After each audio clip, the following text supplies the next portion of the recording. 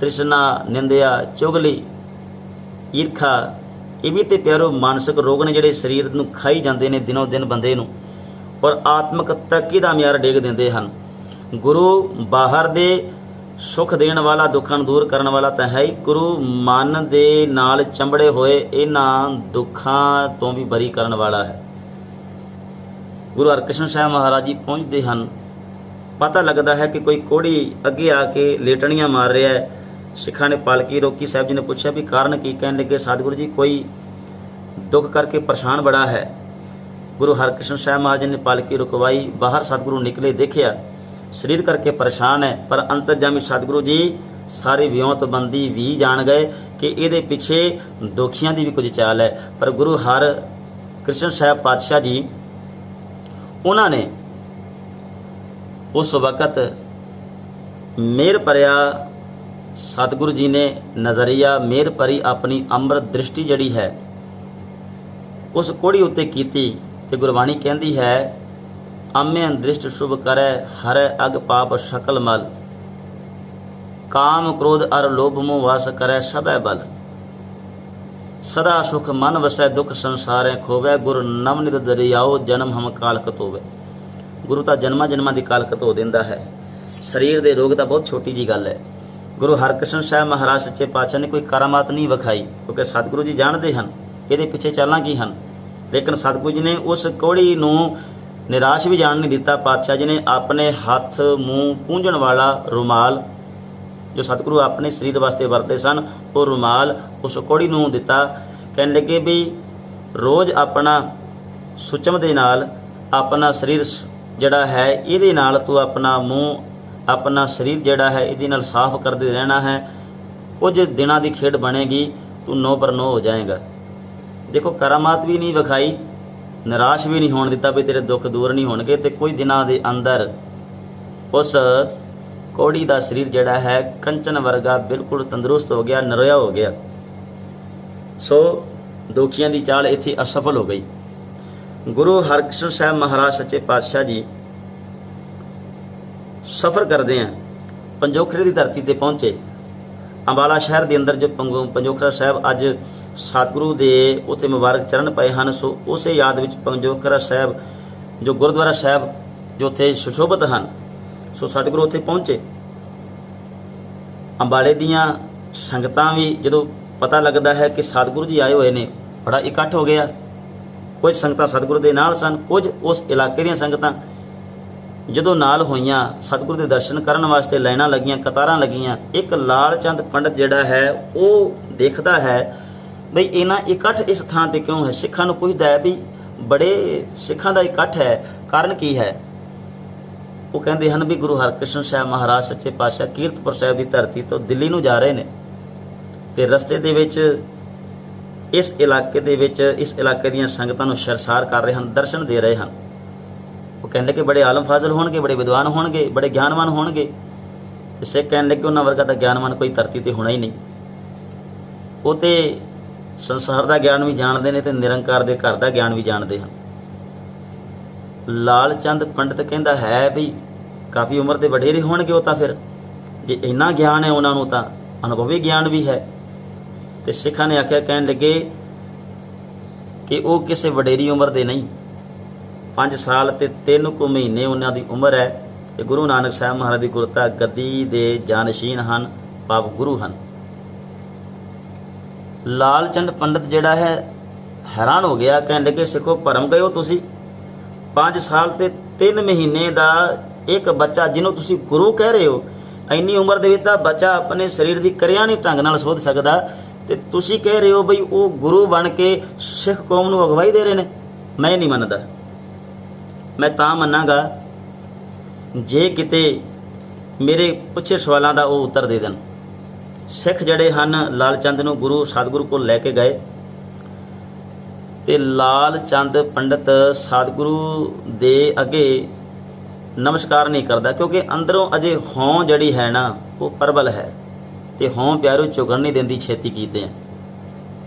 पर धन गुरु ग्रंथ साहब महाराज सतगुरु का आशा है, आपस को जो जाने नीचा सौ गणिया सब ते ऊंचा, जा का मन हो सगल की रीना, हर हर नाम तिन कड़ कड़ चीना।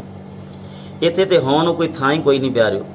ਪਰ ਹੋਂ ਦਾ ਭਰਿਆ ਲਾਲ ਚੰਦ ਝੁਕਦਾ ਨਹੀਂ, ਬਲਕਿ ਸਤਿਗੁਰੂ ਜੀ ਨੂੰ ਆ ਕੇ ਕਹਿੰਦੇ ਵੀ ਤੁਹਾਡਾ ਨਾਮ ਮੈਂ ਸੁਣਿਆ ਹੈ, ਗੁਰੂ ਹਰਕ੍ਰਿਸ਼ਨ ਸਾਹਿਬ ਮਹਾਰਾਜ ਹੈ। ਪਾਤਸ਼ਾਹ ਕਹਿਣ ਲੱਗੇ ਵੀ ਘਰਦਿਆਂ ਨੇ ਤੇ ਇਹੀ ਰੱਖਿਆ ਹੈ। ਤੇ ਪੰਡਤ ਜੀ ਕਹਿਣ ਲੱਗੇ ਵੀ ਸਾਡੇ ਦੁਆਪਰ ਦੇ ਪੈਗੰਬਰ ਹੋਏ ਨੇ ਸ਼੍ਰੀ ਕ੍ਰਿਸ਼ਨ ਜੀ, ਤੁਹਾਡਾ ਨਾਮ ਉਹਨਾਂ ਤੋਂ ਵੀ ਦੁੱਗਣਾ ਹੈ, ਗੁਰੂ ਹਰਕ੍ਰਿਸ਼ਨ ਜੀ। ਤੇ ਜੇ ਤੁਹਾਡਾ ਨਾਮ ਉਹਨਾਂ ਤੋਂ ਦੁੱਗਣਾ ਹੈ ਤੇ ਗਿਆਨ ਵੀ ਉਹਨਾਂ ਦੇ ਨਾਲੋਂ ਦੁੱਗਣਾ ਹੋਣਾ ਚਾਹੀਦਾ ਹੈ, ਭਾਵ ਉਹਨਾਂ ਵਰਗਾ ਹੀ ਗਿਆਨ ਤੁਹਾਨੂੰ ਵੀ ਹੋਣਾ ਚਾਹੀਦਾ ਹੈ। ਤੇ ਸ਼੍ਰੀ ਕ੍ਰਿਸ਼ਨ ਜੀ ਨੇ ਦੁਆਪਰ ਯੁੱਗ ਦੇ ਅੰਦਰ ਜਦੋਂ ਕੁਰੂਕਸ਼ੇਤਰ ਦੇ ਮੈਦਾਨ ਦੇ ਅੰਦਰ ਮਹਾਭਾਰਤ ਦਾ ਯੁੱਧ ਛਿੜਨਾ ਸੀ ਤੇ ਅਰਜਨ ਨੂੰ ਉਹਨਾਂ ਨੇ ਗੀਤਾ ਦਾ ਉਪਦੇਸ਼ ਦਿੱਤਾ ਸੀ। ਤੁਸੀਂ ਘੱਟੋ ਘੱਟ ਮੈਨੂੰ ਗੀਤਾ ਦੇ ਪੜ੍ਹੇ ਜਾਂਦੇ ਸ਼ਲੋਕਾਂ ਦੇ ਅਰਥ ਹੀ ਮੈਨੂੰ ਦੱਸ ਦਿਓ, ਮੈਂ ਮੰਨ ਲਵਾਂਗਾ ਵੀ ਤੁਹਾਡਾ ਗਿਆਨ ਪੂਰਾ ਹੈ। ਗੁਰੂ ਹਰਕ੍ਰਿਸ਼ਨ ਸਾਹਿਬ ਮਹਾਰਾਜ ਮੁਸਕਰਾ ਪਏ ਤੇ ਪੰਡਤ ਜੀ ਨੂੰ ਕਹਿੰਦੇ ਹਨ, ਲਾਲ ਚੰਦ ਪੰਡਤ ਜੀ, ਜੇ ਅਸੀਂ ਤੁਹਾਨੂੰ ਅਰਥ ਕਰਕੇ ਦੱਸ ਦਿੱਤੇ ਤੁਹਾਡੀ ਸ਼ੰਕਾ ਫਿਰ ਵੀ ਨਿਵਰਤ ਨਹੀਂ ਹੋਣੀ। ਤੁਸੀਂ ਆਖਣਾ ਹੈ ਕਿ ਗੁਰੂ ਘਰ ਦੇ ਵਿੱਚ ਪਲੇ ਹਨ, ਵਧੇ ਹਨ ਤੇ ਸ਼ਾਹੀ ਇਹਨਾਂ ਦੇ ਕੋਲ ਸਾਰਾ ਵਾਤਾਵਰਣ ਰਿਹਾ ਹੈ ਤੇ ਕਿਸੇ ਆਲਮ ਫਾਜ਼ਲ ਕੋਲੋਂ ਸੰਸਕ੍ਰਿਤ ਇਹਨਾਂ ਨੇ ਸਿੱਖ ਲਈ ਹੋਣੀ ਹੈ। ਇਸ ਕਰਕੇ ਤੁਹਾਡੀ ਸ਼ੰਕਾ ਨਿਵਰਤ ਨਹੀਂ ਹੋਣੀ, ਪੂਰੀ ਤਰ੍ਹਾਂ ਤੁਸੀਂ ਨਿਵਰਤ ਹੋ ਜਾਓ। ਅਸੀਂ ਤੁਹਾਨੂੰ ਇਹ ਕਹਿੰਦੇ ਹਾਂ ਵੀ ਤੁਸੀਂ ਸਾਨੂੰ ਛੱਡੋ, ਪਿੰਡ ਦੇ ਵਿੱਚ ਇਸ ਅਸਥਾਨ ਤੋਂ ਕਿਸੇ ਨੂੰ ਵੀ ਪਕੜ ਕੇ ਲੈ ਆਵੋ, ਉਹਦੇ ਕੋਲੋਂ ਹੀ ਅਸੀਂ ਸਤਿਗੁਰੂ ਜੀ ਦੇ ਘਰ ਦੀਆਂ ਵਡਿਆਈਆਂ ਤੇ ਤੁਹਾਡੀਆਂ ਸ਼ੰਕਾਵਾਂ ਦਾ ਅਸੀਂ ਨਿਵਾਰਨ ਕਰ ਦਿਆਂਗੇ, ਸਤਿਗੁਰੂ ਦੀਆਂ ਵਡਿਆਈਆਂ ਜ਼ਾਹਰ ਹੋ ਜਾਣਗੀਆਂ। ਲਾਲ ਚੰਦ ਕਹਿਣ ਲੱਗਾ ਵੀ ਕੋਈ ਗੱਲ ਨਹੀਂ, ਠੀਕ ਹੈ ਜੀ। ਉਹ ਪਿੰਡ ਵਿੱਚ ਗਿਆ, ਛੱਜੂ ਚੀਵਰ ਨੂੰ ਲੈ ਕੇ ਆਇਆ। ਛੱਜੂ ਚੀਵਰ ਉਹ ਹੈ ਮੁੱਖ ਵਿੱਚੋਂ ਰਾਲੂ ਗਿਰਦੀਆਂ ਹਨ, ਕੰਨਾਂ ਤੋਂ ਸੁਣਦਾ ਨਹੀਂ, ਮੁੱਖ ਤੋਂ ਬੋਲਦਾ ਨਹੀਂ, ਗੂੰਗਾ ਵੀ ਹੈ, ਬਹਿਰਾ ਵੀ ਹੈ, ਲੋਕਾਂ ਦੇ ਘਰਾਂ ਦੀ ਚਾਕਰੀ ਕਰਦਾ ਹੈ। ਜੋ ਰੁੱਖਾ ਮਿੱਠਾ ਲੋਕ ਦਿੰਦੇ ਹਨ ਉਹ ਖਾ ਕੇ ਸੱਜੇ ਖੱਬੇ ਹੋ ਕੇ ਬਸ ਆਪਣੇ ਦਿਨ ਬਤੀਤ ਕਰਦਾ ਹੈ। ਅਤ ਤਰਸਯੋਗ ਉਹਦੀ ਹਾਲਤ ਹੈ, ਕੱਪੜੇ ਉਹਦੇ ਅਸਤ ਵਿਅਸਤ ਨੇ, ਸਰੀਰ ਦੀ ਕੋਈ ਵੀ ਉਹਨੂੰ ਸਾਂਭ ਸੰਭਾਲ ਨਹੀਂ ਹੈ, ਆਪਣੇ ਆਪੇ ਵਿੱਚ ਹੀ ਨਹੀਂ ਹੈ। ਉਹਨੂੰ ਪਕੜ ਕੇ ਲੈ ਆਉਂਦਾ ਵੀ ਸਤਿਗੁਰੂ ਇਹਦੇ ਕੋਲੋਂ ਕਰਾ ਦਿਓ। ਉਹ ਪਤਾ ਹੈ ਜਿਹੜਾ ਬੋਲ ਨਹੀਂ ਸਕਦਾ, ਜਿਹੜਾ ਸੁਣ ਨਹੀਂ ਸਕਦਾ, ਉਹਨੇ ਕੀ ਸੁਣਨਾ ਤੇ ਕੀ ਬੋਲਣਾ ਹੈ, ਇਹਦੇ ਕੋਲੋਂ ਕੀ ਹੋ ਜਾਣਾ। ਤੇ ਸਤਿਗੁਰੂ ਕੋਲੋਂ ਜਦੋਂ ਪਤਾ ਲੱਗੇਗਾ ਵੀ ਤੇ ਕੁਝ ਕਰ ਹੀ ਨਹੀਂ ਸਕਦਾ ਤੇ ਮੈਂ ਸਿੱਖਾਂ ਵਿੱਚ ਮੈਂ ਪ੍ਰਚਾਰ ਕਰ ਦਿਆਂਗਾ, ਸਿੱਖੋ ਮੈਂ ਤਾਂ ਤੁਹਾਨੂੰ ਪਹਿਲਾਂ ਆਖਿਆ ਸੀ ਵੀ ਭਰਮੇ ਹੋਏ ਹੋ ਤੁਸੀਂ, ਇਹ ਤੇ ਕੁਝ ਵੀ ਨਹੀਂ ਕਰ ਸਕਦੇ, ਤੁਸੀਂ ਐਵੇਂ ਸਮਰੱਥਾਵਾਨ ਕਹੀ ਜਾਂਦੇ ਹੋ। ਅੰਦਰੋਂ ਹੋਂ ਬੋਲਦੀ ਸੀ। ਸਤਿਗੁਰੂ ਜੀ ਕੋਲ ਲੈ ਕੇ ਆਇਆ, ਕਹਿਣ ਲੱਗੇ ਵੀ ਤੁਸੀਂ ਇਹਦੇ ਕੋਲੋਂ ਅਰਥ ਕਰਾ ਦਿਓ। ਪਾਤਸ਼ਾਹ ਕਹਿਣ ਲੱਗੇ ਬਈ ਜੇ ਇਹਦੇ ਕੋਲੋਂ ਅਰਥ ਹੋ ਗਏ ਤੁਸੀਂ ਨਿਵਰਤ ਹੋ ਜਾਵੋਗੇ। ਕਹਿਣ ਲੱਗੇ ਜੀ ਮੇਰੀ ਸਾਰੀਆਂ ਸ਼ੰਕਾਵਾਂ ਖਤਮ ਹੋ ਜਾਣਗੀਆਂ। ਪਾਤਸ਼ਾਹ ਕਹਿਣ ਲੱਗੇ ਠੀਕ ਹੈ। ਸਿੱਖਾਂ ਨੂੰ ਆਖਿਆ, ਕਹਿਣ ਲੱਗੇ ਕਿ ਚਾਦਰ ਲੈ ਕੇ ਆਵੋ, ਵਿਛਾਵੋ। ਜਿਹੜੀ ਹੈ ਉਹ ਚਾਦਰ ਲਿਆਂਦੀ, ਉਹ ਵਿਛਾਈ ਗਈ ਤੇ ਛੱਜੂ ਚੀਵਰ ਨੂੰ ਇਸ਼ਾਰੇ ਦੇ ਨਾਲ ਆਖਿਆ ਗਿਆ, ਕਿਸੇ ਤਰੀਕੇ ਉਹਨੂੰ ਬਿਠਾਇਆ ਗਿਆ ਕਿ ਸੱਜਣਾ ਤੂੰ ਇਹਦੇ ਤੇ ਬੈਠ। ਉਹ ਬੈਠਿਆ। ਗੁਰੂ ਹਰਕ੍ਰਿਸ਼ਨ ਸਾਹਿਬ ਮਹਾਰਾਜ ਸੱਚੇ ਪਾਤਸ਼ਾਹ ਜੀ, ਇਤਿਹਾਸ ਕਹਿੰਦਾ ਹੈ ਵੀ ਸਤਿਗੁਰੂ ਜੀ ਆਪਣੇ ਹੱਥ ਵਿੱਚ ਇੱਕ ਛੜੀ ਰੱਖਿਆ ਕਰਦੇ ਸਨ। ਉਹ ਛੜੀ ਸਤਿਗੁਰੂ ਜੀ ਨੇ ਛੱਜੂ ਚੀਵਰ ਦੇ ਸਿਰ ਦੇ ਉੱਤੇ ਰੱਖੀ ਤੇ ਗੱਲ ਆਖੀ, ਕਹਿਣ ਲੱਗੇ ਛੱਜੂ, ਪੰਡਤ ਜੀ ਦੀਆਂ ਕੁਝ ਸ਼ੰਕਾਵਾਂ ਹਨ, ਕੁਝ ਪ੍ਰਸ਼ਨ ਹਨ, ਕੁਝ ਪੁੱਛਣਾ ਚਾਹੁੰਦੇ ਹਨ। ਜੋ ਪੁੱਛਣਾ ਚਾਹੁੰਦੇ ਹਨ ਗੁਰੂ ਨਾਨਕ ਸਾਹਿਬ ਮਹਾਰਾਜ ਦੀਆਂ ਰਹਿਮਤਾਂ ਤੇਰੇ ਸਿਰ ਤੇ ਹਨ। ਜੋ ਪੁੱਛਿਆ ਜਾ ਰਿਹਾ ਇਹਨਾਂ ਵੱਲੋਂ ਤੁਸੀਂ ਜਵਾਬ ਦੇ ਕੇ ਪੰਡਤ ਜੀ ਦੀਆਂ ਸ਼ੰਕਾਵਾਂ ਨਿਵਾਰਨ ਕਰੋ। ਪੰਡਤ ਲਾਲ ਚੰਦ ਉਹ ਪੁੱਛਦਾ ਹੈ, ਯਦਾ ਯਦਾ ਹੀ ਧਰਮਸਯ ਗਲਾਨੇ ਭਵਤੀ ਭਾਰਤਾ, ਗੀਤਾ ਦਾ ਜੋ ਸ਼ਲੋਕ ਹੈ, ਤੇ ਵੇਖਦਾ ਹੈ ਵੀ ਹੁਣ ਕੀ ਦੱਸੇਗਾ। ਜਿਹਨੂੰ ਕੁਝ ਬੋਲਣਾ ਹੀ ਨਹੀਂ ਆਉਂਦਾ, ਸੱਤਿਆ ਹੀ ਨਹੀਂ ਬੋਲਣ ਦੀ, ਨਾ ਸੁਣਨ ਦੀ ਸੱਤਿਆ ਹੈ। ਪਰ ਸਤਿਗੁਰੂ ਸੱਚੇ ਪਾਤਸ਼ਾਹ ਕਹਿੰਦੇ ਹਨ, ਜਦੋਂ ਗੁਰੂ ਮਿਹਰ ਕਰਨ ਤੇ ਆ ਜਾਏ ਨਾ ਪਿਆਰਿਓ, ਪਿੰਗਲ ਪਰਬਤ ਪਾਰ ਪਰੇ ਖਲ ਚਤੁਰ ਬਗੀਤਾ। ਇੱਥੇ ਪਿੰਗਲੇ ਵੀ ਪਰਬਤਾਂ ਨੂੰ ਟੱਪ ਜਾਂਦੇ ਹਨ, ਮੂਰਖ ਵੀ ਚਤੁਰਾਈ ਤੇ ਸਿਆਣਪਾਂ ਵਾਲੀਆਂ ਵਿਚਾਰਾਂ ਕਰਨ ਲੱਗ ਪੈਂਦੇ ਹਨ। ਅੰਦਲੇ ਤੇਰੇ ਭਵਨ ਸੂਝਿਆ, ਅੰਨੇ ਮਨੁੱਖ ਨੂੰ ਵੀ ਤਿੰਨਾਂ ਭਵਨਾਂ ਦੀ ਸੂਝੀ ਹੋ ਆਉਂਦੀ ਹੈ। ਗੁਰ ਪੇਂਟ ਪੁਨੀਤਾ, ਜੇ ਕਿਤੇ ਉਹ ਸਤਿਗੁਰੂ ਦੀ ਰਹਿਮਤ ਵਿੱਚ ਆ ਜਾਏ, ਗੁਰੂ ਨੂੰ ਅੰਦਰ ਖਾਤੇ ਮਿਲ ਪਏ। ਮਹਿਮਾ ਸਾਧੂ ਸੰਗ ਕੀ ਸੁਣੋ ਮੇਰੇ ਮੀਤਾ, ਮੈਲ ਖੋਈ ਕੋਟ ਅਗ ਹਰੇ ਨਿਰਮਲ ਪੈ ਚੀਤਾ। ਪੰਡਤ ਜੀ ਨੇ ਸ਼ਲੋਕ ਪੁੱਛਿਆ ਤੇ ਆਵਾਜ਼ ਆਈ ਕਿ ਲਾਲ ਚੰਦ ਪੰਡਤ।